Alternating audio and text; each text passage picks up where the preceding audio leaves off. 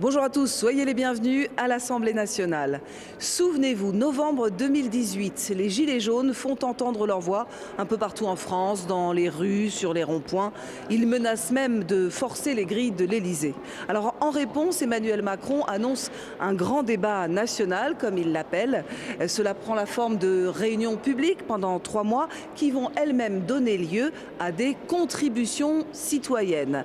Ces cahiers de doléances sont numérisés et livrés à l'État. Problème, ils n'ont jamais été publiés. Les cahiers dorment toujours aux archives. Alors en ce début mars, les députés ont décidé de remettre le dossier sur la table. C'est la députée écologiste de la Drôme, Marie Pochon, qui porte le dossier et ses 19 000 cahiers de doléances. Selon elle, la séance est ouverte. On se retrouve tout à l'heure.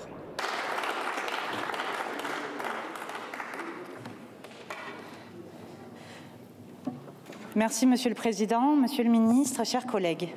5 minutes. 5 minutes pour défendre ici devant vous un texte comme on en étudie tant dans cet hémicycle, mais qui pour moi et pour des millions de Français revêt une importance un peu particulière. Parce que de textes, nous n'en étudions pas un seul aujourd'hui en vérité. Et nous en découvrons des centaines de milliers, des près de 20 000 cahiers citoyens qui se sont noircis en cet hiver 2018, des 2 millions de contributions de compatriotes que sinon on n'aurait sans doute jamais entendues. 6 ans. 6 très longues années suite à la révolte des Gilets jaunes, fruit d'une remise en cause de l'injustice fiscale, sociale, environnementale, de l'oubli de territoires entiers, de logiques de marché qui plongent les gens dans des situations inextricables, de la perte de sens, du mépris, exact contraire de la devise républicaine qui semblait alors gouverner. Tout d'un coup, une France, celle qu'on n'entend jamais, qui trime en regardant le CAC 40 exploser, a commencé à écrire. C'est un moment particulier, alors que la répression faisait rage et que le palais présidentiel était fermé, alors que 3000 ronds-points étaient occupés et qu'1,7 million de personnes prenaient part à l'une des plus longues et massives mobilisations de notre histoire, que celui où d'un coup des milliers de mairies ont ouvert des cahiers citoyens dans tout le pays, loin du centre des grandes villes. C'était l'opération Mairie ouverte des maires ruraux qui avait alerté dès septembre 2018 sur un risque d'insurrection dans les campagnes. Ce sera la plus vaste consultation en expression libre connue sous la Ve République. Des milliers de cahiers, noircis des colères, des espoirs, des histoires de vie, des préoccupations et des propositions de nos concitoyens, souvent les plus éloignés de ceux qui en décident pourtant. Des cahiers qui, malgré la promesse présidentielle, ne seront jamais rendus publics. On les retrouve alors dans les archives, soigneusement gardés, parfois encore dans les tiroirs des mairies. L'autre jour, par chez moi, on en a retrouvé à la sous-préfecture. On dit qu'il y en a même quelques centaines d'entre eux ici, à l'Assemblée nationale, mais personne ne sait trop où. Un trésor national. Dans une assemblée plus que jamais morcelée et dans un pays où l'on peine à définir ce qu'est l'intérêt général, se replonger dans les doléances, c'est entendre une France qu'on entend peu ici dans les postures de chacun. On y trouve des demandes sur les mobilités, sur les services publics qui ont du sens, qui font se sentir compter de la même manière dans la République, sur la justice fiscale, le retour de l'ISF et l'abolition des privilèges, sur la dignité et la valeur que l'on donne au travail et à la vie, sur l'accès aux soins, sur une transition écologique qui soit juste, sur la fin du monarque tout-puissant entouré de sa cour, pour enfin redonner la parole aux gens sur le RIC. Les petits y parlent aux grands, le nous au eux.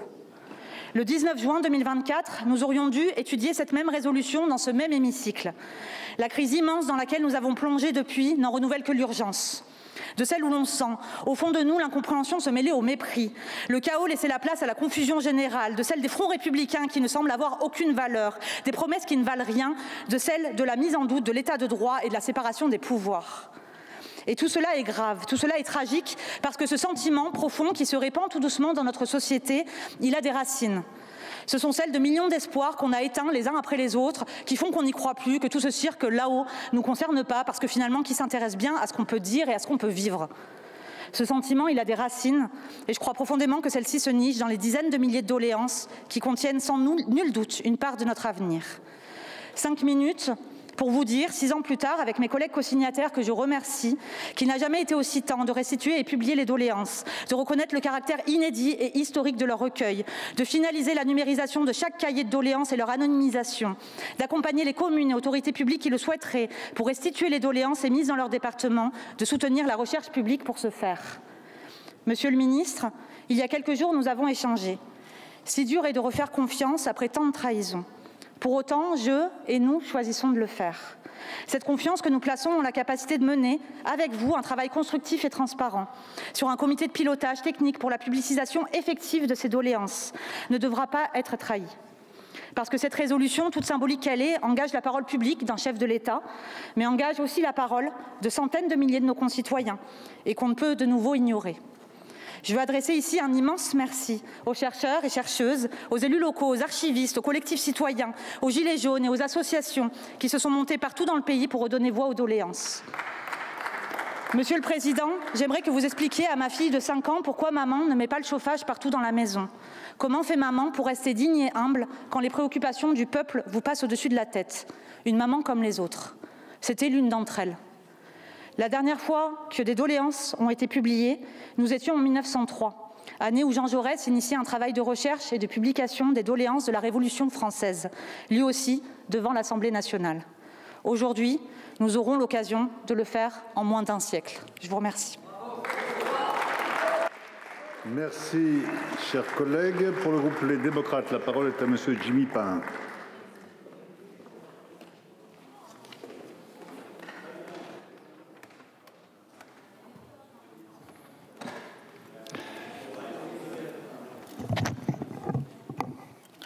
Merci Monsieur le Président. Monsieur le Ministre, Madame la rapporteure, Mesdames et Messieurs les députés, nous sommes saisis ce jour de la proposition de résolution relative à la publication des doléances du grand débat national. Ce texte transpartisan porté par notre collègue Marie Pochon invite le gouvernement à faciliter l'accès aux cahiers de doléances rédigés au cœur de la crise des Gilets jaunes.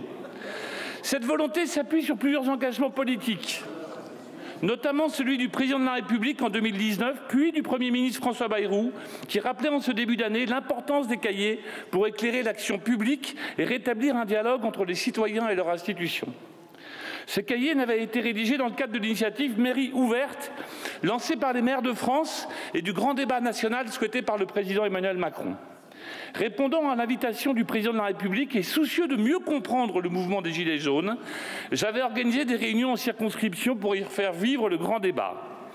Je me souviens de quelques moments difficiles, dont un avec Marielle de Sarnez à Belle-Île qui m'avait accompagné, moment de vérité démocratique, d'expression libre, sans phare, d'une pensée profonde.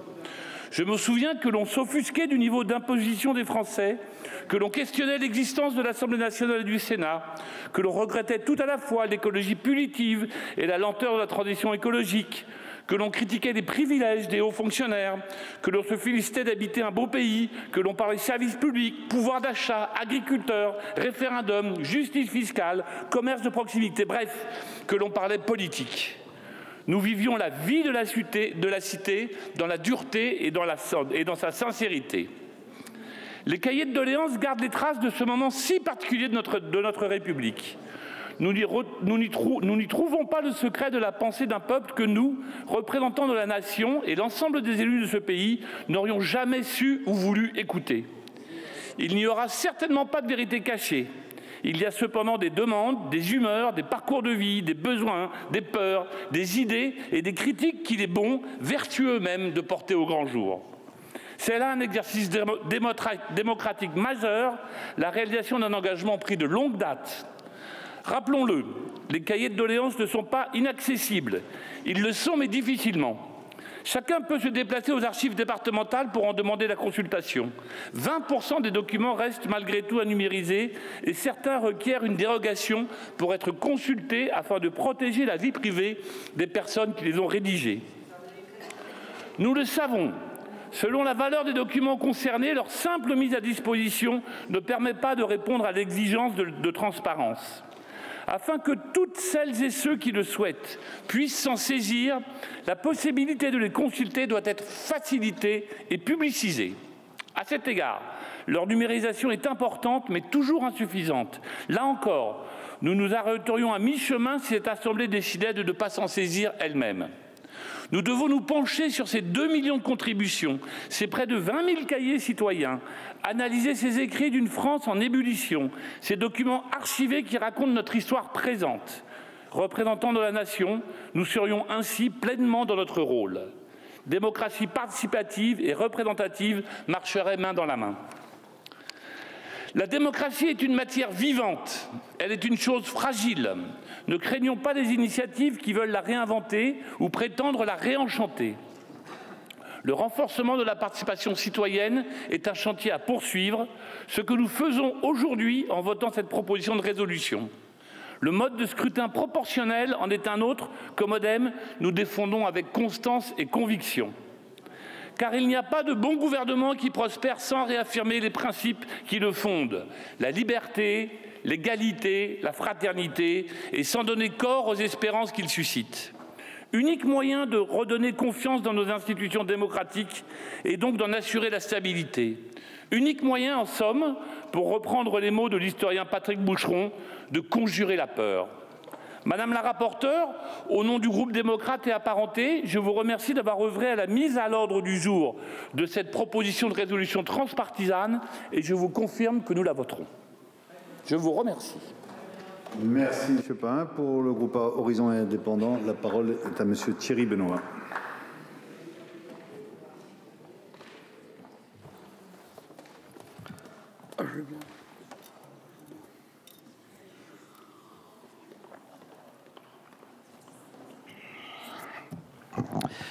Merci, Monsieur le Président.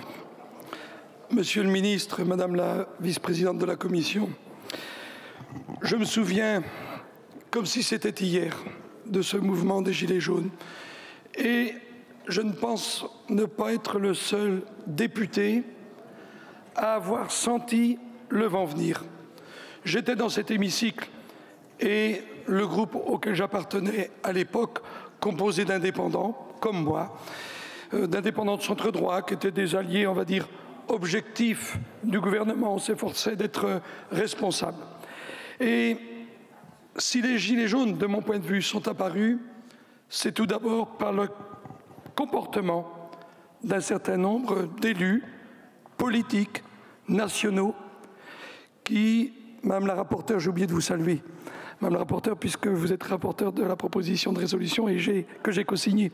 Je disais le comportement d'un certain nombre de politiques qui, de par leur déclaration, de par leur attitude, révélaient chaque jour un manque de considération pour un certain nombre de nos concitoyens. Manque de considération, parfois un manque d'humilité et parfois même, je dirais, chez certains, de l'arrogance. Et ceci a provoqué de la tension dans le pays. À cela, vous ajoutez des mesures qui peuvent paraître bénignes ici. L'augmentation du coût du carburant, la mise en place des 80 km/h de manière incomprise, puisque généralisée. Vous ajoutez les radars fixes, les radars mobiles, les radars de chantier.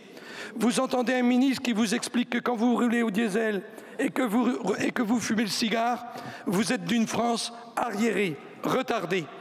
Ce genre d'éléments a provoqué la colère dans une partie de nos concitoyens. Je me souviens ici, je vous explique que je suis un indépendant, plus d'un indépendant. Je me souviens ici avoir interrogé le ministre de la Transition écologique qui m'explique, et je regarde le ministre parce que vous étiez présent, qu'il garderait le cap. Le cap, il ne l'a pas gardé longtemps parce que sous la pression justement des Gilets jaunes, il a fallu déguerpir et proposer des mesures nouvelles.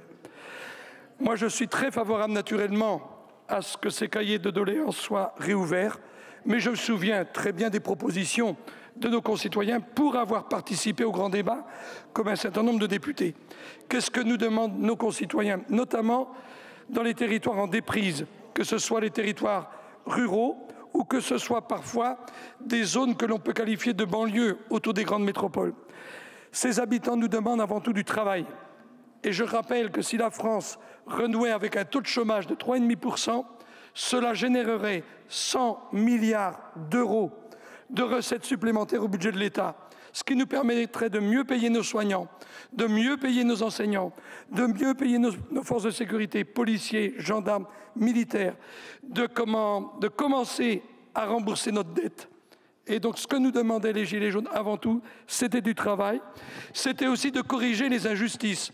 Je me souviens il y a quelques années avoir déposé ici, en ce lieu, une proposition de loi qui est d'ordre symbolique, interdire aux membres nommés au Conseil constitutionnel, nommés dans les agences de l'État ou nommés dans les autorités administratives indépendantes, interdire le cumul indemnité-retraite. Je me souviens à l'époque Mme Wisniewski, qui vient d'être nommée au Conseil constitutionnel, s'était opposée à interdire le cumul retraite-indemnité. Oh, je l'interpelle à distance. Aujourd'hui qu'elle est nommée au Conseil constitutionnel pour 9 ans, est-ce que le jour où elle sera en mesure de faire valoir ses droits à la retraite, est-ce qu'elle suspendra ses droits à la retraite? C'est ce genre d'injustice que nos concitoyens ne peuvent plus supporter. Et c'est la raison pour laquelle, Madame la rapporteure, j'ai co-signé votre proposition de résolution. Parce que je veux que ces propositions, ces idées qui sont les idées du bon sens des concitoyens et des habitants de chez nous, ce qu'on dit souvent, ce qu'on appelle le bon sens paysan, eh bien je veux que le gouvernement en place se ressource à partir de ces propositions. Vous voyez, hier soir, j'ai senti un sentiment de fierté, c'est peut-être pas le mot, mais un sentiment d'espérance à travers la proposition de loi de Frédéric Valletoux et de nos collègues Nicolas Dubré-Chirat, qui vise à renforcer le métier des infirmières, à leur permettre de prescrire. C'est un palliatif pour lutter contre les déserts médicaux, en attendant que la proposition de loi visant à réguler l'installation des médecins soit votée d'ici quelques semaines, puisque je l'ai co-signée et naturellement je la soutiendrai. Voilà ce que les Gilets jaunes nous ont dit il y a quelques années, et voilà ce que j'aimerais qui guide l'action gouvernementale, quels que soient les ministres en place. Monsieur Benoît. Pour le groupe Liberté Indépendants Outre-mer et Territoires, la parole est à monsieur Yannick Fevelec-Bécaud.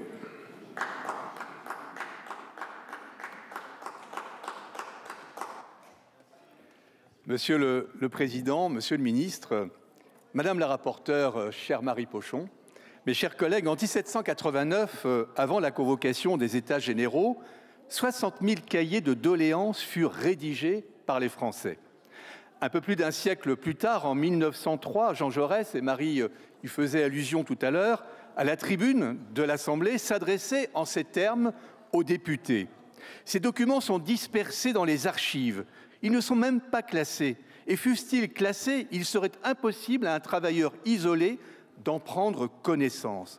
Voilà pourquoi il faut que l'État, par une publication d'ensemble, mette au service des historiens qui veulent aller jusqu'au fond des choses les moyens nécessaires de travail. Fin de citation. La parole populaire de 1789 fut ainsi intégralement publiée. À l'hiver 2018-2019, la parole populaire s'est à nouveau exprimée lors du mouvement Mairie ouverte.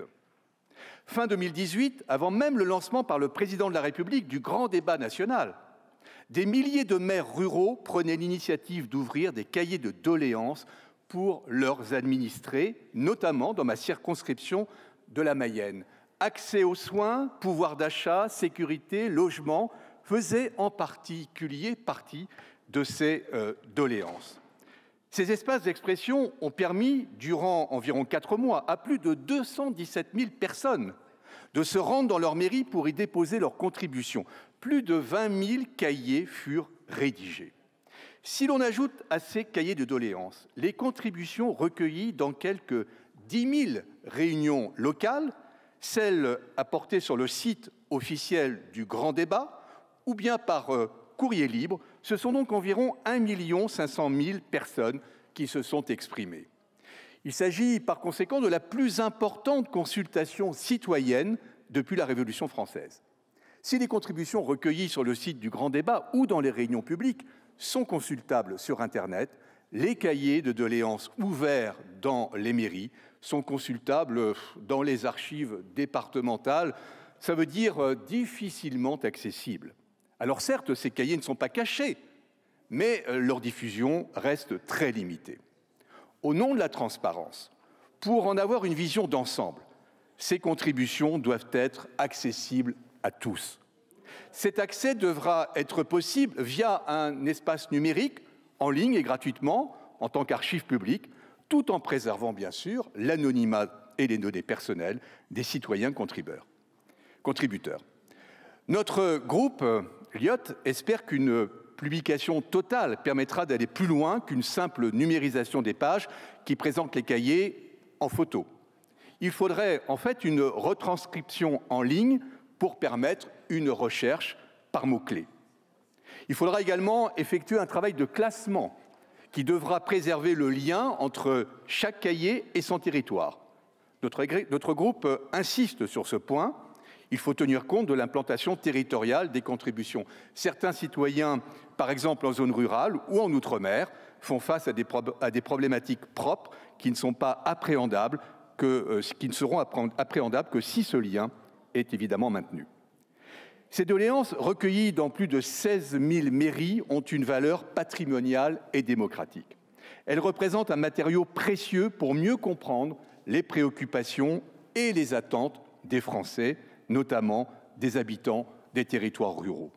Et la diffusion de ces cahiers de doléances aura le mérite de ne pas laisser dans l'ignorance la parole populaire qui s'est exprimée voilà maintenant 6 ans. Nous sommes, mes chers collègues, aujourd'hui confrontés à des défis sociaux, économiques, climatiques, internationaux, sociétaux. Les gouvernants et les élus doivent y faire face, faire des choix. Or, quand les décisions prises paraissent injustes ou sont mal comprises par une partie de la population, cela provoque défiance, méfiance, abstention ou encore montée des populismes. Une large majorité de Français considèrent d'ailleurs que notre démocratie fonctionnerait mieux s'ils étaient davantage associés aux décisions politiques. Pour conclure, je souhaite remercier notre collègue Marie Pochon d'avoir initié cette proposition de résolution que j'ai d'ailleurs moi-même signée et qui a réussi à ce qu'elle soit inscrite à l'ordre du jour de nos travaux. Et je forme naturellement le vœu qu'elle soit non seulement adoptée, mais également qu'elle soit surtout rapidement suivie d'effet. Mon groupe, vous l'aurez compris, votera évidemment en faveur de cette résolution. Je vous remercie. Merci, chers collègues. Pour le groupe Gauche démocrate et républicaine, la parole est à M. Nicolas Sansu.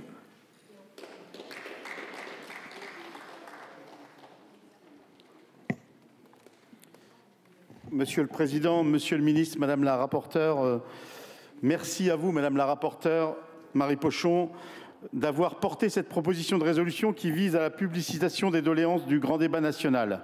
C'est une nécessité tout simplement pour l'histoire du pays, une nécessité pour la mémoire collective, mais plus encore pour signifier le respect et l'attachement que porte notre Assemblée à l'expression du peuple dont nous sommes les représentants. Respect et dignité.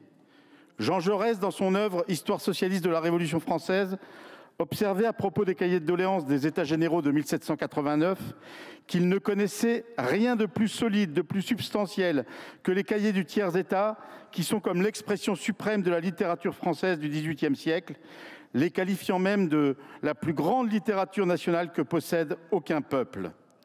De cette littérature nationale, de cette littérature issue du peuple de l'hiver 2018-2019 et appartenant au peuple, nous sommes aujourd'hui un peu privés. Sans rougir, la Startup Nation nous a longtemps opposé des obstacles techniques qui rendraient impossible la publicisation des cahiers de doléances issus du grand débat national suite à la crise des Gilets jaunes. Et Monsieur le Ministre, je vous mets en garde contre la tentation qui est la vôtre, je le sais, de livrer à un cabinet conseil et à l'intelligence artificielle le soin de déchiffrer et de défricher ce formidable terreau.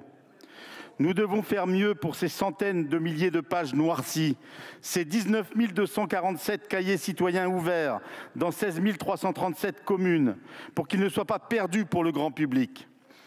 Les cahiers numérisés conservés aux archives nationales de Pierrefitte-sur-Seine ne sont consultables que par quelques chercheurs et pour les citoyens non autorisés, les cahiers ne sont disponibles aujourd'hui que partiellement et de manière éparpillée aux archives départementales. Rappelons-nous de cette crise des Gilets jaunes. Maire de Vierzon, à cette époque, je suis allé régulièrement et tout de suite échanger, rencontrer et soutenir celles et ceux qui avaient pris la parole, une parole trop souvent confisquée par une caste. Rappelons-nous de ces 6 dernières années et demie, ponctuées de la révolte des Gilets jaunes, ça a été dit, auxquelles n'ont été opposés que mépris et répression, de celles sur la retraite à point, mise sous le boisseau par la pandémie. Et dès 2023, ce furent les grandes mobilisations contre l'inique réforme des retraites. Et même après 3 défaites électorales, la Macronie persiste dans sa volonté de faire taire le peuple par des accents martiaux, guerriers, faisant, comme l'écrit si bien Corey Robin, de la peur une idée politique et, je cite, « utiliser la menace externe comme prétexte afin de réprimer la menace interne ». Aussi, ce grand débat, si bien enrobé fut-il, a d'abord été un instrument imaginé pour sortir de la crise, étouffer le mouvement et neutraliser la critique radicale de sa politique. Parce que c'est l'ensemble de l'œuvre du président de la République et des gouvernements successifs qu'il faut regarder. Quelques exemples suffisent à convaincre que les revendications, les expressions du peuple ne sont pas seulement ignorées, elles sont piétinées. Que demandaient les Gilets jaunes et les millions de Français qui les soutenaient? Plus de pouvoir d'achat, une meilleure répartition des richesses, plus de services publics, plus de démocratie. Sur ces 4 points, ils se sont heurtés à une fin de non-recevoir. Que demandaient les citoyens de la Convention citoyenne pour le climat? Des mesures courageuses pour la lutte contre le réchauffement climatique. Leurs conclusions sont une à une jetées aux oubliettes. Qu'ont dit les millions de salariés, chômeurs, retraités qui se sont levés contre la réforme Borne de recul de l'âge de départ à la retraite? Ils ont été méprisés. Il suffit de cette caste qui se croit autorisée coûte que coûte à faire fi du choix du peuple. L'histoire est souvent écrite par les vainqueurs et les peuples sont quant à eux souvent relégués dans l'oubli. La publicisation des cahiers de doléances, rédigés avec espoir par tant d'invisibles dans chacune des communes de France et des pays dits d'outre-mer, permettra d'arracher à l'oubli leurs souffrances, mais aussi et surtout permettra de mettre en exergue les multiples propositions qu'ils ont formulées en leur redonnant donc respect et dignité. Ce ne sont pas les révolutions victorieuses, mais les révolutions étouffées et réprimées, les révolutions trahies et reniées qui rendent un peuple malade, disait Sébastien Haffner dans son ouvrage « Allemagne 1918, une révolution trahie ». Je ne pense pas, malheureusement, que cette résolution suffira à tout faire et à soigner le peuple de sa défiance envers le monde politique, mais modestement, cela pourrait y contribuer. Le groupe des députés de la gauche démocrate et républicaine qui rassemble les députés communistes et les députés ultramarins votera cette résolution, car il faut entendre, lire, voir et permettre l'accès à ce cri du peuple. Merci, Monsieur Sansu. Pour le groupe UDR, la parole est à Monsieur Éric Michaud.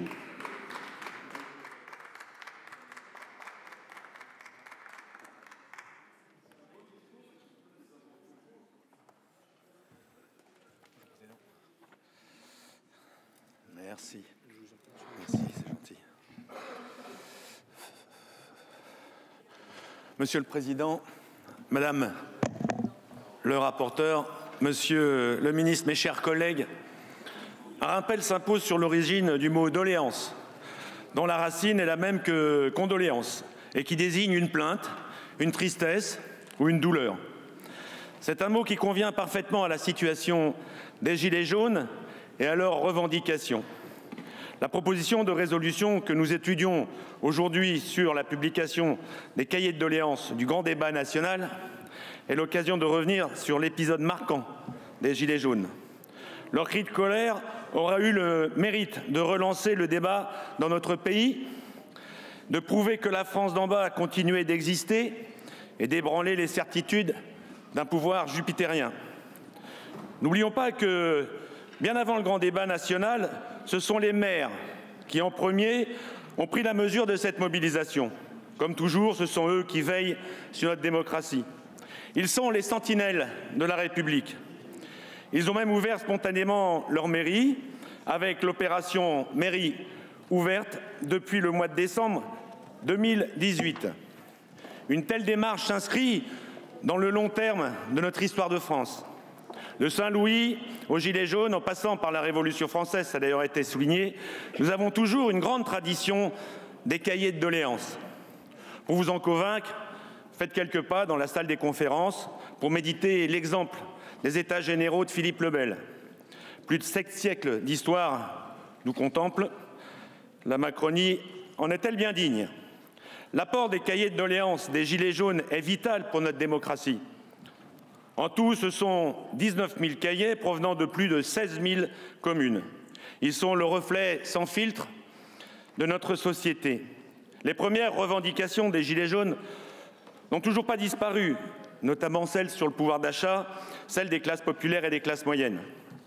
La France reste la triste championne du monde des prélèvements obligatoires pour les travailleurs, pour les retraités, pour les ménages, pour les agriculteurs, pour les commerçants, la liste est longue, les artisans, pour les entrepreneurs. Je les ai rencontrés sur les ronds-points et tous demandaient le pouvoir de jouir du fruit de leur travail tout simplement, sans avoir besoin de se serrer la ceinture au bout du 10 du mois. Toujours plus de taxes, mais toujours plus d'insécurité. Toujours plus d'impôts, mais toujours plus de déserts médicaux. Toujours plus de prélèvements, mais toujours plus de fermetures de classes. Tous s'interrogent sur la soumission à l'impôt en posant cette question simple.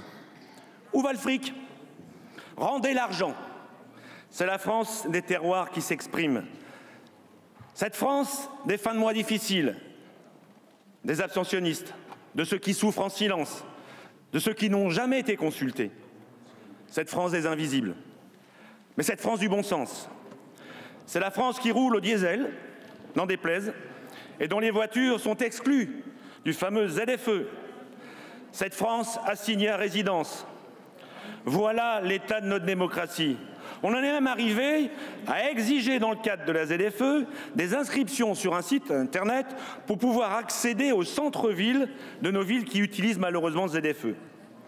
Je tiens à rappeler aux élus de l'extrême gauche et des écologistes que lorsqu'on habite à la campagne, on ne prend pas sa voiture pour polluer par plaisir. On prend sa voiture pour se déplacer, pour aller travailler, mais oui, cher monsieur, travailler, pour se soigner, pour les courses. La hausse des taxes sur l'essence a déclenché la colère des Gilets jaunes. Chers collègues, les ZFE pourraient bien faire revenir nos Gilets jaunes. Alors publions ces cahiers de doléances. Le groupe UDR votera pour cette proposition de résolution. Je vous remercie. Merci, chers collègues. La parole est à Madame Edwige Diaz pour le groupe Rassemblement national.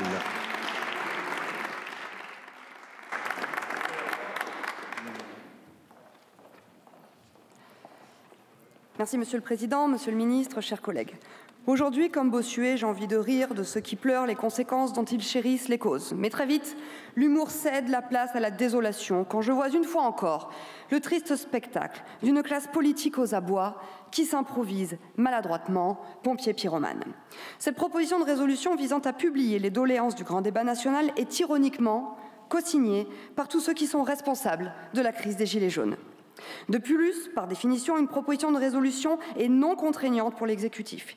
Il n'est donc pas à exclure qu'il lui réserve le même sort qu'il a réservé aux milliers de cahiers de doléances qui, pour la plupart, servent aujourd'hui à caler les armoires des archives départementales. Mais en réalité, qui, à part les représentants de partis politiques déconnectés, apprendra quelque chose de la publication de ces documents? Certainement pas les habitants des zones rurales oubliées, puisqu'ils en sont les auteurs. Et certainement pas non plus le Rassemblement national qui, par la voix de la candidate du peuple, Marine Le Pen, a non seulement alerté sur la colère légitime qui montait dans le pays, mais qui a surtout formulé des propositions avant, pendant et après la crise des Gilets jaunes. Quelles étaient les principales revendications des Gilets jaunes? Et je précise qu'à cet instant, aucune d'entre elles n'a vu le jour et je vais expliquer aux Français pourquoi. L'instauration de la proportionnelle aux élections législatives. Dès 2012, Marine Le Pen l'inscrivait dans son programme présidentiel. Hélas, la présidente macroniste de l'Assemblée nationale a déclaré encore hier qu'elle n'en faisait pas, je la cite, une priorité. La création d'un référendum d'initiative populaire aux citoyennes, mesure du programme présidentiel 2017 de Marine, mais la gauche a, hélas, décidé de faire élire puis réélire Emmanuel Macron. La fin de la hausse des taxes, notamment sur le carburant. En 2018, mon collègue Bruno Bilde déposait une proposition de loi pour supprimer la TVA sur la TICPE. Les macronistes ne l'ont même pas inscrite à l'ordre du jour. L'augmentation des salaires nets. En janvier 2023, main dans la main, ils ont voté contre la proposition de loi de Jean-Philippe Tanguy visant à permettre aux entreprises d'augmenter de 10% les salaires, moyennant une exonération des charges dans la limite de 3 fois le SMIC. La non-augmentation de l'âge de départ à la retraite. Et là encore, il y a 4 mois, le parti unique s'est accoquiné pour rejeter la proposition de loi de Thomas Ménager visant à abroger l'injuste réforme des retraites d'Emmanuel Macron. La préservation des services publics alors que des territoires ruraux en sont privés. Dans ma circonscription, par exemple, une classe est menacée de fermeture à Berson, tout comme la poste de Saint-Christoly de Blaye, mais cela les laisse, une fois de plus, indifférents. Ce qui est particulièrement cynique dans ce texte, c'est que ces signataires osent parler de baisse du niveau de confiance des Français dans la politique. Mais en réalité, ce sont eux qui en sont responsables, par leur renoncement, leur trahison, leur désistement, leurs alliances contre nature et leur déconnexion. Si, comme les représentants du Rassemblement national, ils avaient rencontré des gilets jaunes, comme je l'ai fait sur ma circonscription en novembre 2018 et les samedis suivants sur le rond-point de Lagarosse à Saint-André-de-Cubzac ou au péage de Virsac, ils n'auraient certainement pas fait échouer nos textes de bon sens plébiscités par les Français qui, je le rappelle, ont fait triompher la liste portée par Jordan Bardella aux dernières élections européennes. Si, comme les représentants du Rassemblement national, ils avaient, comme je l'ai fait, rencontré une délégation d'administrés favorables au référendum d'initiative citoyenne, nous n'en serions pas là aujourd'hui. Car sans casse sociale, pas de crise des gilets jaunes, pas de manifestations pénalisantes pour les commerçants des centres-villes et dangereuses pour les forces de l'ordre qu'ils ont laissé se faire caillasser par des Black Blocs, pas non plus de cahiers de doléances qui prennent la poussière et pas de grand débat national qui n'a pas vraiment été grand, qui n'a pas vraiment été un débat et qui n'a pas vraiment été national. Et encore mieux, ils auraient évité de s'entêter dans leur détestation des automobilistes et des motards avec des mesures qui confinent à la spoliation fiscale. Augmentation du prix des carburants et des péages, création de la taxe mobilité, les 80 km/h, obligation du contrôle technique pour les deux roues, création des ZFE et très récemment, dans le projet de loi de finances 2005, le durcissement du malus auto. Quand on atteint un tel niveau, ce n'est même plus de l'écologie punitive, c'est de l'écologie de pénitence. En d'autres termes, les Gilets jaunes ont demandé une révolution sociale et les Français ont obtenu la guillotine fiscale. Je veux dire à nos compatriotes que le vote de ce texte, comme nous allons le faire parce que ça ne mange pas de pain, ne réglera pas leurs problèmes. Mais je veux aussi leur dire que la situation qu'ils subissent n'est pas le fruit d'une fatalité et qu'avec la puissance de leur bulletin de vote, ils peuvent changer leur quotidien. Pour le pouvoir d'achat, l'ordre, la prospérité et la sécurité, le seul vote qui vaille, c'est celui en faveur de la personnalité féminine préférée des Français, qui préside le groupe parlementaire préféré des Français et qui sera la candidate du premier parti de France. Il s'agit bien évidemment de Marine Le Pen. Merci, chers collègues. Pour le groupe Ensemble pour la République, la parole est à Monsieur Christophe Marion.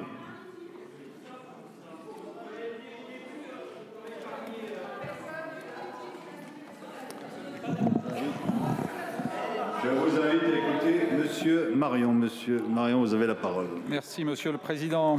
Monsieur le Ministre, Madame la rapporteure, chers collègues. Il y a 6 ans, à la suite du mouvement des Gilets jaunes, les Français participaient à l'exercice démocratique du grand débat national annoncé par le Président de la République le 13 janvier 2019. Jamais, en effet, depuis la Révolution de 1789, la France n'avait connu pareil exercice de démocratie directe avec une aussi large participation. Chacun a pris conscience très rapidement de l'importance de ce trésor national et des problèmes qu'il soulevait, archivage, numérisation, mise à disposition.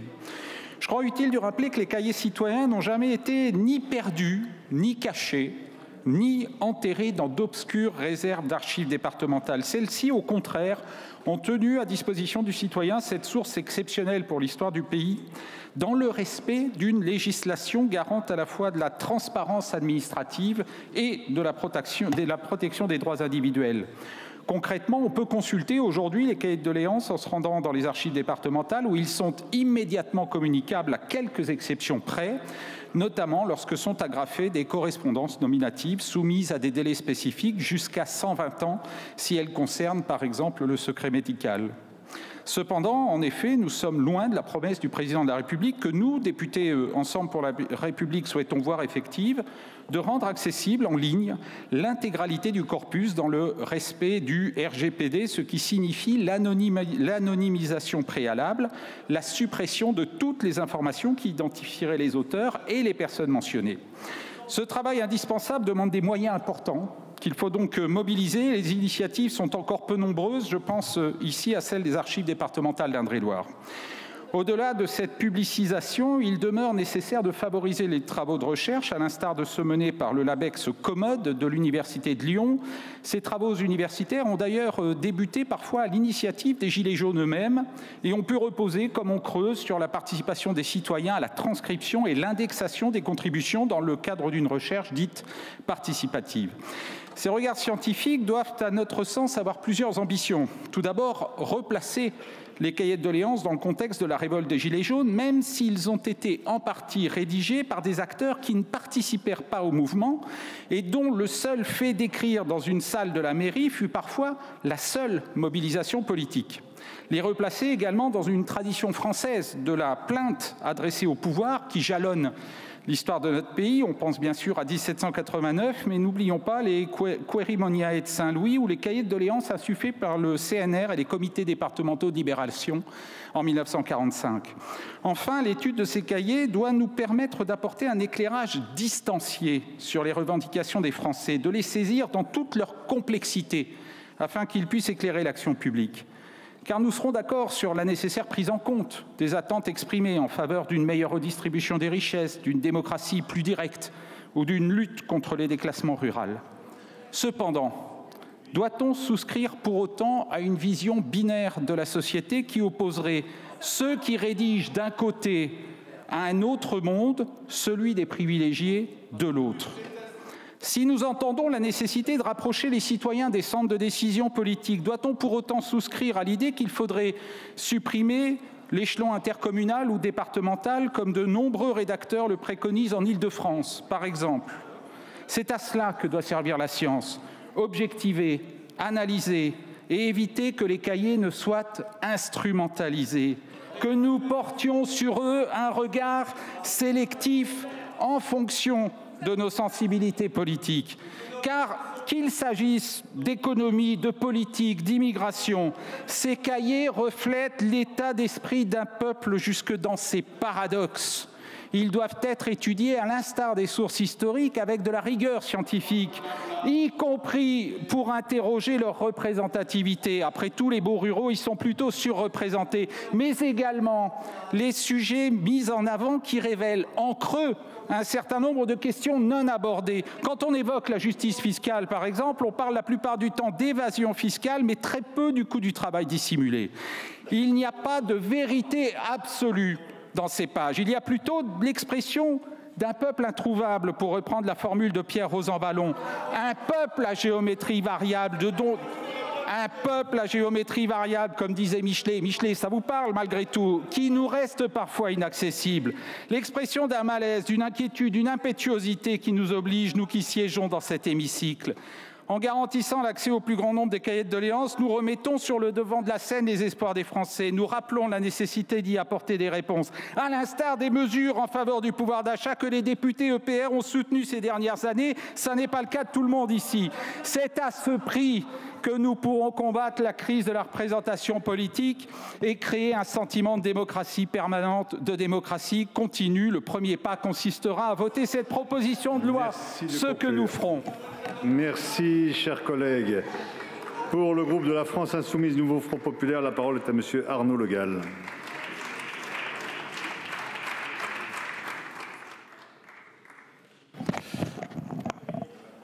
Ouais, il ne l'a pas touché.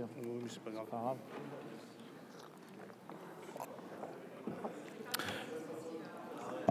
En novembre 2018 commençait la révolte des Gilets jaunes. Je dis bien révolte et non mouvement social ou crise.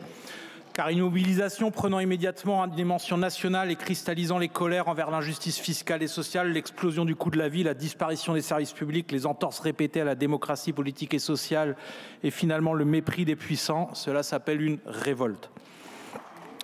Semaine après semaine, des centaines de milliers de personnes, ouvriers, employés, petits indépendants, chômeurs, mères isolées, issus des villes, des campagnes, des zones périurbaines, ont occupé les ronds-points, défilé dans les rues pour dire leur colère légitime.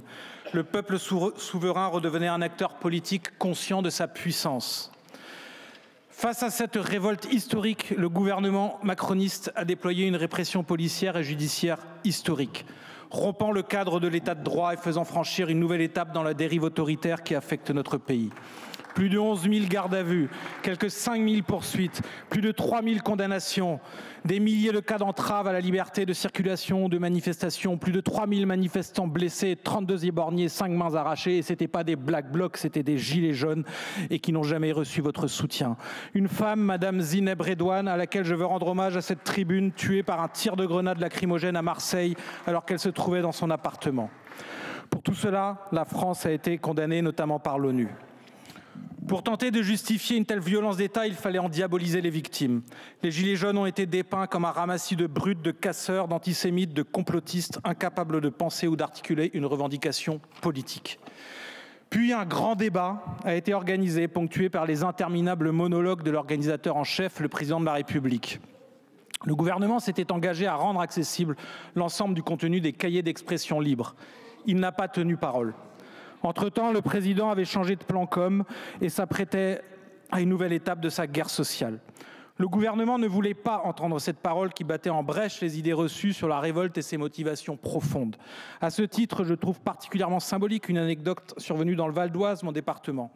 Un septuagénaire qui avait pris au sérieux la demande présidentielle et consigné par écrit ses doléances a reçu en guise de première réponse la visite d'agents du renseignement qui l'ont interrogé pendant 1h30 sur ses motivations. La présente proposition de résolution demande au gouvernement de procéder à la publication des cahiers de doléances issus du grand débat. La France insoumise votera évidemment pour cette proposition. D'autant plus volontiers que nous avions nous-mêmes, en novembre 2022, déposé une proposition de loi en ce sens. Proposition de loi dans laquelle nous demandions également l'amnistie des Gilets jaunes.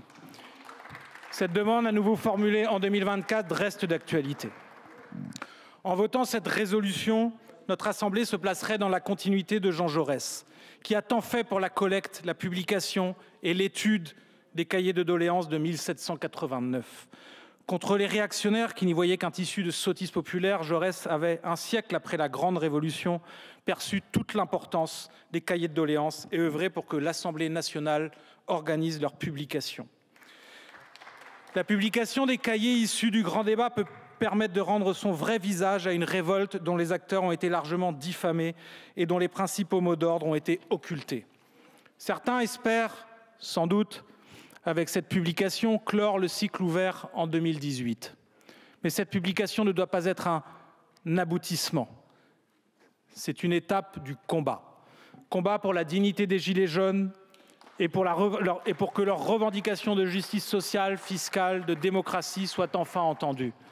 Car voyez l'état de notre pays. Aucune réponse de fond n'a été apportée à ce jour. Pire, les gouvernements macronistes successifs ont depuis radicalisé leur politique d'injustice fiscale et sociale, de piétinement des libertés publiques, de déni de la démocratie parlementaire et sociale et d'enfoncement dans la répression systématique de tous les mouvements sociaux avec la complicité de l'extrême droite, aveugle, incapable de la moindre critique envers la police quand elle ne respecte pas les règles du maintien de l'ordre républicain. La publication des cahiers de doléances sera un nouveau point d'appui dans la lutte contre cette politique. Je vous remercie. Pour le groupe socialiste et apparenté, la parole est à Madame Aïda Hadizadeh.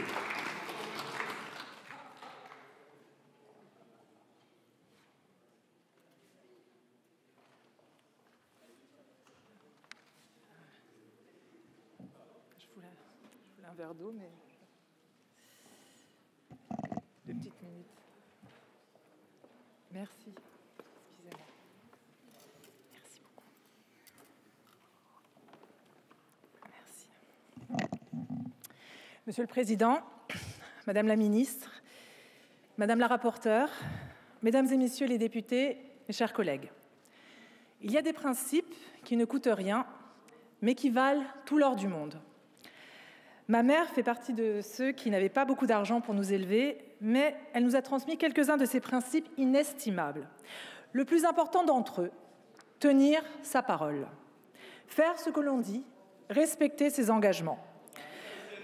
Une promesse, ce ne doit jamais être des mots lancés en l'air, des mots qui changent au gré du vent. Une promesse, ça engage. C'est le ciment de la confiance. Celui qui trahit sa parole trahit la confiance. Et celui qui ment une fois, ment toujours. Eh oui. C'est ce que nous enseignons à nos enfants.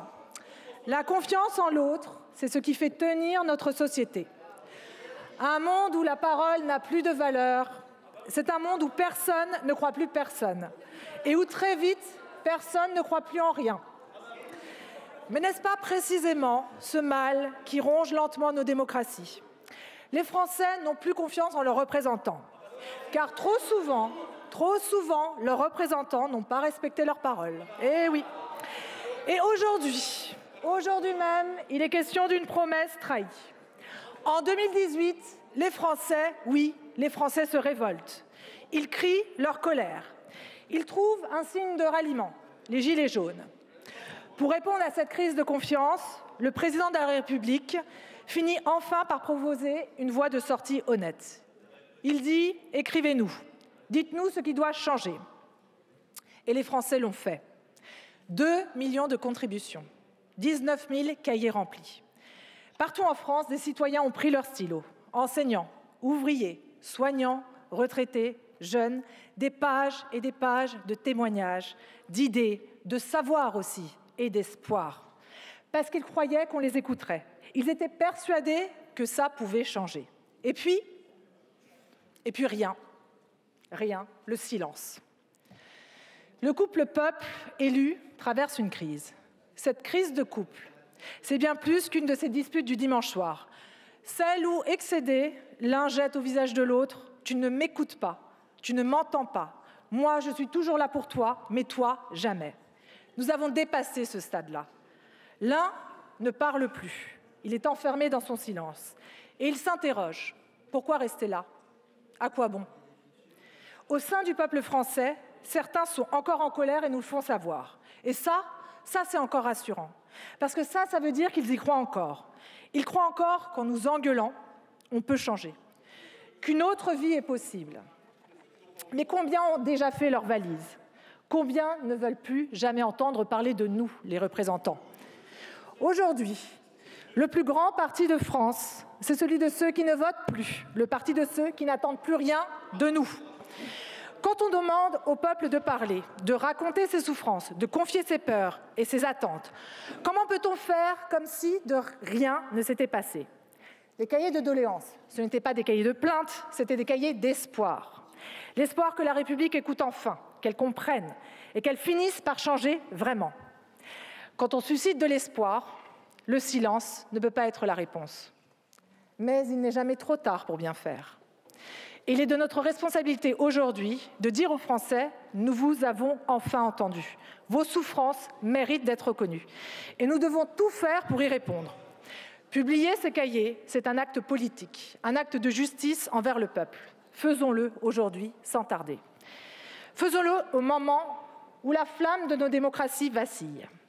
L'histoire nous l'enseigne. Les démocraties ne meurent pas toujours dans la violence. Elles dépérissent de l'indifférence. L'indifférence des responsables politiques pour la parole du peuple. L'insensibilité des prétendus démocrates pour les souffrances de ce peuple. Quand le peuple se sent méprisé, quand il se sent trahi par ceux qui lui avaient promis de l'écouter et de l'aider, il va voir ailleurs. Et il finit par se tourner vers ceux qui prétendent mieux l'aimer. Mais ceux-ci, en réalité, ne font qu'attiser sa colère en lui désignant des boucs émissaires. L'histoire nous l'a montré à chaque fois. L'amour des populistes de l'extrême droite pour le peuple, c'est le même que celui de l'amant brutal. Un amour destructeur, parce qu'il n'aime que lui-même. Il n'aime que sa force, il n'aime que la domination, il n'aime que la toute-puissance. Et c'est de vous dont on parle. Refonder la démocratie, c'est refonder la confiance du peuple dans sa démocratie et cela doit commencer aujourd'hui.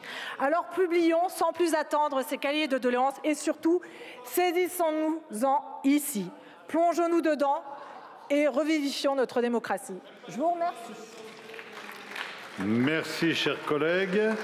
Pour le groupe de la droite républicaine, la parole est à Monsieur Fabrice Brun. Monsieur Brun, vous avez la parole.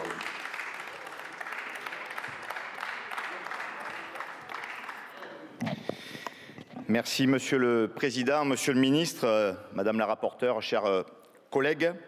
Quelques semaines avant le mouvement des Gilets jaunes, j'interpellais sur ces bancs le Premier ministre en ces termes à l'occasion des questions au gouvernement. Je cite: Monsieur le Premier ministre, augmentation de la CSG pour les retraités, et ils sont nombreux et mobilisés dans nos territoires. Augmentation sans précédent de la fiscalité sur les carburants. 80 km/h, vous créez une France à 2 vitesses. Fin de la citation, mais malheureusement, l'avenir nous a donné raison. le milieu rural français continue de se sentir abandonné. Et c'est ça, les doléances du grand débat national. Ces 19 000 cahiers qu'il faut rendre aujourd'hui plus accessibles. À la fois pour mesurer les politiques qui, depuis, ont apporté des réponses sur le terrain. Je pense en particulier au déploiement de la fibre optique et au New Deal avec la couverture de la téléphonie mobile qui avance, même si tout n'est pas parfait, même s'il reste encore beaucoup à faire à l'orée de l'extinction du réseau cuivré qui nous préoccupe tous. En se demandant d'ailleurs, Monsieur le Ministre, sur ce sujet comme tant d'autres, s'il y a encore un pilote dans l'avion du côté de l'État. Se replonger dans les doléances du grand débat, c'est aussi s'interroger par exemple sur l'équité d'accès aux soins en tout point du territoire. Écouter les difficultés de l'un pour en avoir un rendez-vous chez le spécialiste et de l'autre pour trouver par exemple un médecin référent. Tant de sujets du quotidien sur la santé, sur la mobilité, sur la sécurité, sur le travail, sur le pouvoir d'achat, dont les ferments se trouve dans ces doléances du peuple une véritable matière d'utilité publique. Alors nous, députés, sommes les garants des libertés fondamentales. Alors libérons ces doléances pour redonner de la chair aux politiques publiques et particulièrement à une grande politique de l'aménagement du territoire que nous appelons de nos vœux. Merci Monsieur Brun. Monsieur Belkir Belhaddad pour clôturer cette discussion générale.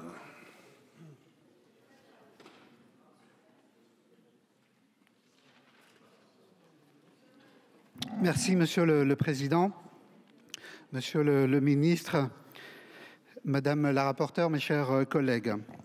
Retraite à 60 ans, référendum d'initiative citoyenne, rétablissement de l'impôt sur la fortune, accès au logement décent, prendre en considération les petites retraites. J'aurais aimé qu'on m'entende d'autres messages plus insolites traduisant d'autres réalités. Si certains n'ont rempli qu'une seule ligne dans ces carnets, d'autres signent qu'ils y ont consacré du temps et de l'énergie, ont gratté plusieurs pages et même laissé leurs coordonnées dans l'espoir d'être recontactés. La lecture de ces cahiers s'apparente à un plongeon dans une France de l'époque qui va mal. Les mots souvent manuscrits, plus ou moins lisibles, ils disent tous les mots des Français. La discussion et l'examen de la proposition de résolution relative à la publication des doléances du grand débat national nous ramènent à un mouvement de contestation unique sous la Ve République. Et je veux remercier notre collègue Marie Pochon de cette initiative et tous les députés de tous les bancs pour la soutenir. De par sa durée et l'ampleur de la mobilisation, le mouvement des Gilets jaunes a été l'expression d'une colère et d'une fracture profonde dans la société française. Pour répondre aux interrogations et incertitudes des Françaises et des Français face au sentiment d'injustice, le président de la République avait lancé le grand débat national et dans les mairies, les cahiers de doléances avaient été mis à disposition afin que les citoyennes et les citoyens puissent y exprimer leurs revendications, y être entendus. Et les Français ont participé très largement à cet exercice démocratique. Environ 2 millions de Français ont participé au grand débat national. Près de 20 000 cahiers de doléances ont été ouverts dans près de 16 000 communes. Un engouement qui a démontré que lorsqu'on appelait à eux dans les moments les plus difficiles, les Français répondaient toujours présents. Néanmoins, l'utilisation des cahiers de doléances à des fins de recherche, de débat politique et de débat public n'a pas été rendue aisée de fait de leur accessibilité limitée. Conservés dans les archives départementales et en accès libre, l'absence de numérisation et de communication autour de ces doléances rend difficilement utilisables ces dernières. Oui, le cadre juridique prévoit une anonymisation et le respect des données à caractère personnel. Oui, cela pose aussi la question de financement de cette numérisation et de ces outils employés. Je suis pour ma part favorable à la création d'un fonds pour achever cette opération de numérisation. Mais quel est le message envoyé aux Français lorsque ces cahiers citoyens et politiques semblent être occultés du débat public? Pouvons-nous encore nous permettre de ne pas rendre pleinement disponibles ces doléances, symbole d'une démocratie directe dans le contexte politique actuel? Les chiffres du dernier baromètre de la confiance politique du Cevipof ne peuvent qu'interpeller. La défiance des Français envers le monde politique est à un niveau jamais mesuré. Face aux défis, aux enjeux devant nous, face aux extrêmes, face à la désinformation et au rapport de force, face à la déstabilisation de nos institutions, l'ensemble des moyens techniques doivent être mis en œuvre pour rendre accessible au plus grand nombre ces cahiers de doléances. Il en va en effet de la légitimité et de l'importance qu'on leur donne à l'expression directe des Français. Le Premier ministre, dans son discours de politique générale, a précisé que nous devions reprendre l'étude des cahiers de doléances. De fait, il souligne l'importance des cahiers de doléances en tant qu'expression démocratique directe. Il faut désormais que le gouvernement engage les moyens et les mesures nécessaires à une accessibilité facilitée et totale de ces doléances et communique sur cela. Pour ma part, je soutiens pleinement la proposition de résolution portée de manière transpartisane par mes collègues. Je la soutiens d'autant plus que je poursuivrai dans ma circonscription de Moselle une consultation citoyenne autour des grands sujets au cœur des préoccupations des Français. L'immigration, la sécurité, le pouvoir d'achat, la santé, la transition écologique ou l'accès à la culture ou au sport. Je porterai ensuite ces propositions de nos concitoyens et concitoyennes ici dans l'hémicycle. Après les paroles et le constat, il s'agit désormais d'agir pour répondre aux attentes des Français. Cette publicisation des cahiers de doléances sera, je l'espère, un acte important pour notre démocratie. Je vous remercie. Merci, Monsieur Belhaddad. La discussion générale est close. Je vous indique que sur le vote de la proposition de résolution, je suis saisi par les groupes La France Insoumise et Écologiste et Social d'une demande de scrutin public. Le scrutin est annoncé dans l'enceinte de l'Assemblée nationale. La parole est à Monsieur Patrick Mignola, ministre délégué chargé des relations avec le Parlement.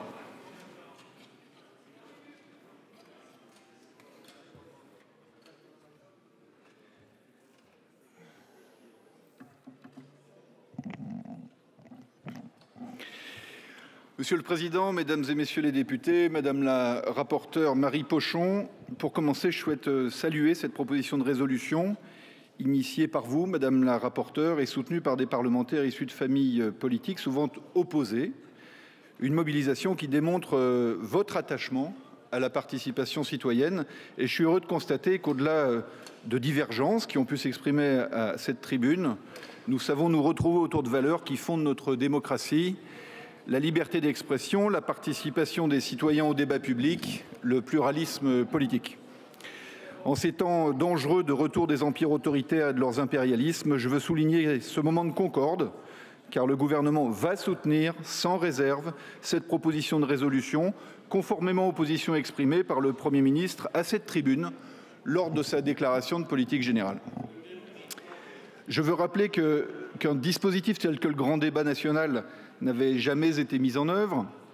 Le président de la République en a pris l'initiative et les maires l'ont rendu possible lors de la crise des Gilets jaunes à travers une méthode inédite d'écoute des attentes des Français, s'appuyant sur de nombreux modes de contribution, dont la mise à disposition de cahiers de doléances en mairie.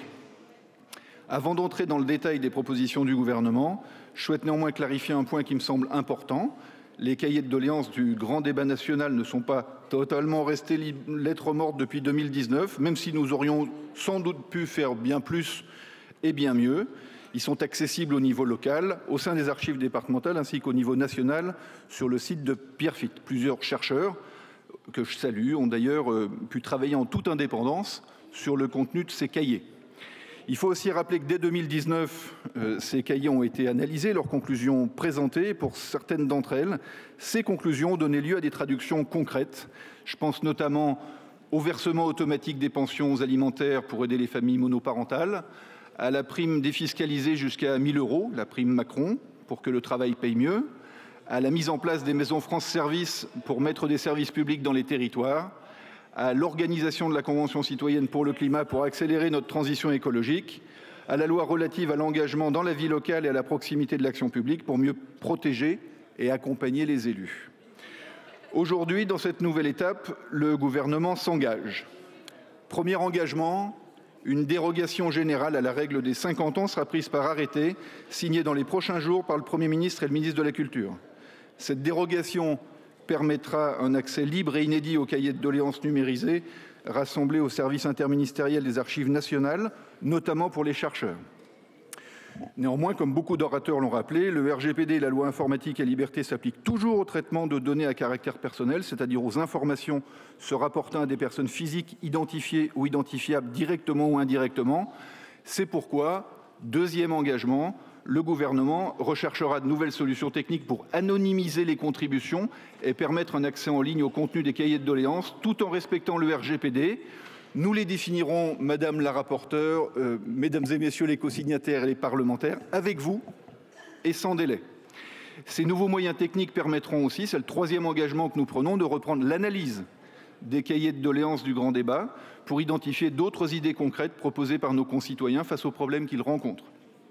Concrètement, pour anonymiser et analyser ces contenus déjà numérisés, des tests seront réalisés, par exemple en ayant recours aux nouveaux moyens de l'intelligence artificielle.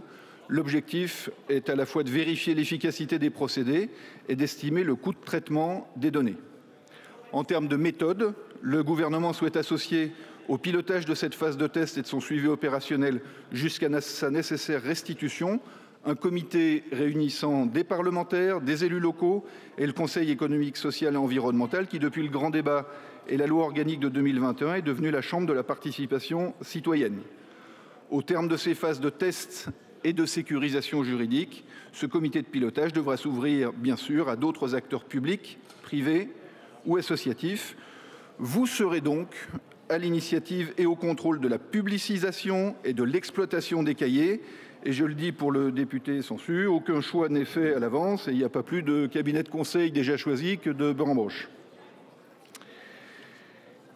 Pour terminer, je veux rappeler que le sujet de la participation citoyenne est un enjeu pour toutes nos démocraties libérales.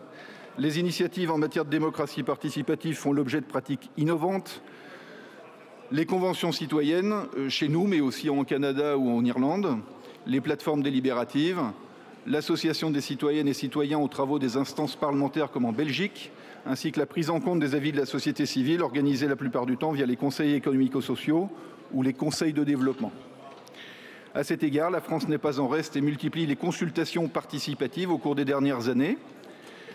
Convention citoyenne sur l'Europe de 2018, grand débat national de 2019, Convention citoyenne sur le climat de 2020, Convention citoyenne sur la fin de vie de 2022. Et je rappellerai que la France est aussi signataire du traité fondateur en 2024 du partenariat pour un gouvernement ouvert. Pour conclure, je veux donc dire encore que pour le gouvernement, l'association des citoyennes et des citoyens à l'élaboration des politiques publiques est une question majeure et une condition indispensable de la solidité et de la vitalité de notre démocratie. Merci, Monsieur le Ministre. Nous allons maintenant procéder au scrutin. Je vais mettre aux voix la proposition de résolution. Je vous prie de bien vouloir regagner vos places. Excusez-moi, de la porte. Est ouvert. Le scrutin est clos. Voici le résultat du scrutin. Votant 169, exprimé 169, majorité 85, pour 169, contre 0. L'Assemblée nationale a adopté. Voilà donc l'unanimité de l'Assemblée nationale pour adopter la proposition de résolution qui demande la restitution et une large diffusion des cahiers de doléances qui avaient été issus du grand débat national. Réponse d'Emmanuel Macron à la crise des Gilets jaunes, cahiers de doléances qui n'ont donc toujours pas été publiés. Alors l'appel des députés sera-t-il entendu? Eh bien réponse au prochain épisode. Nous on se retrouve très vite sur LCP. Ciao ciao.